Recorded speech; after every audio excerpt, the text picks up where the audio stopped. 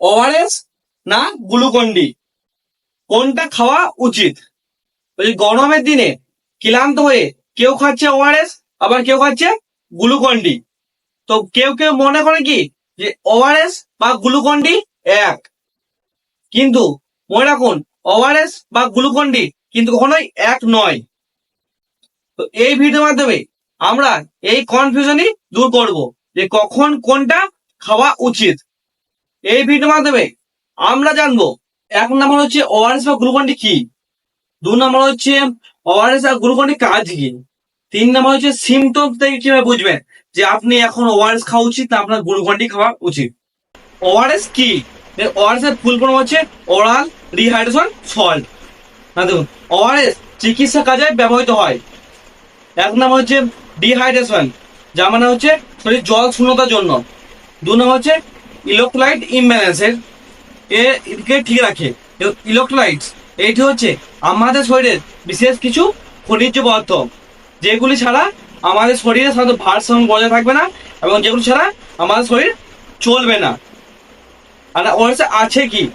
ORS আছে sodium, potassium ও কিছু পরিমাণে গ্লুকোজ।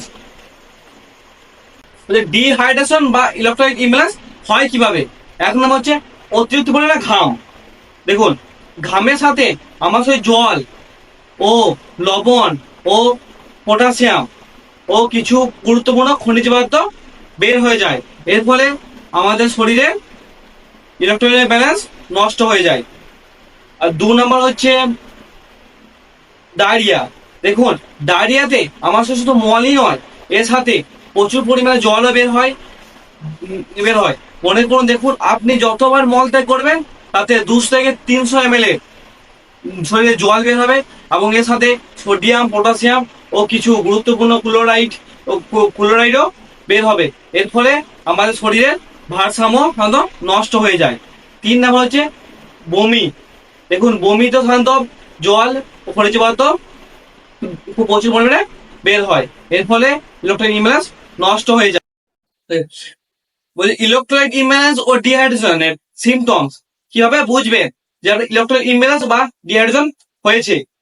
এক নম্বর হচ্ছে মাথা ঘোরা, দু নম্বর হচ্ছে চোখ বসে যাওয়া, তিন নম্বর হচ্ছে শরীর দুর্বল লাগা, ও চার নম্বর যেটা সব থেকে কমন দেখা যায়, সব থেকে বেশি থেকে বুঝতে পারবেন, সেটা হচ্ছে জিভ শুকিয়ে যাওয়া ও জিভ ফ্যাকাশে বা সাদা দেখানো। দেখুন গ্লুকন্ডি হচ্ছে একটি এনার্জি ড্রিঙ্ক, এটা শুধু আপনাকে ইনস্ট্যান্ট এনার্জি দেয়, এটা আপনার জল শূন্যতা দূর করে না। এটি কখন খাওয়া উচিত? এক নম্বর হচ্ছে মনে করুন আপনি কোনো জায়গা থেকে দৌড়ে এলেন বা সাইকেলিং করে এলেন, আপনি প্রচুর ক্লান্ত হয়ে গেছেন, তখন আপনার প্রচুর এনার্জি দরকার, সেক্ষেত্রে আপনার গ্লুকন্ডি খাওয়া উচিত। দু নম্বর যারা জিম করে, জিম করার পর অনেক এনার্জি লস হওয়ার পর যাদের মাথা ঘোরে, তাদের গ্লুকন্ডি খাওয়া উচিত।